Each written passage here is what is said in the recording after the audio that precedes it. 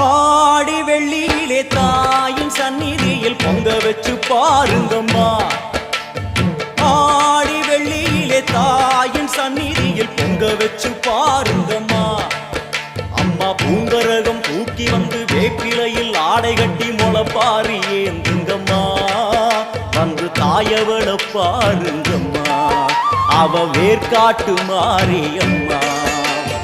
ஆடி வெள்ளியிலே தாயின் சந்நிதியில் பொங்க வச்சு பாருங்கம்மா.